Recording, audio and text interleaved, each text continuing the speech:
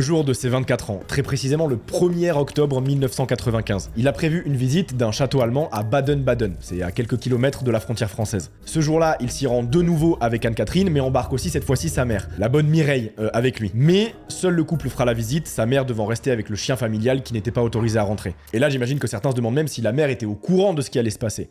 On en reparlera. Toujours est-il qu'au cours de la visite, Stéphane tombe, comme c'est étonnant, encore amoureux d'une œuvre. Sans blague, c'est trop facile.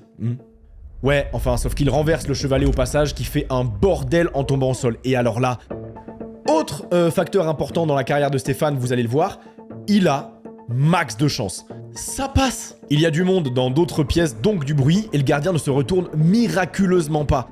Et ça passera jusqu'au bout. Ils rejoignent Mireille à la voiture sans se faire arrêter et repartent du château avec le plus beau des cadeaux d'anniversaire, un tableau qui vaut bien cher.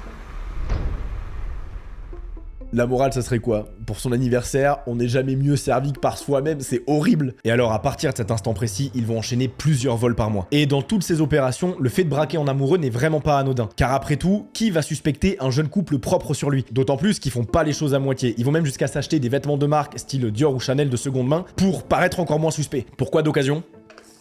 Parce que, malgré les vols, ils n'ont pas beaucoup de thunes. Stéphane, c'est pas un voleur comme les autres. Lui, il aime sincèrement l'histoire de l'art. Alors,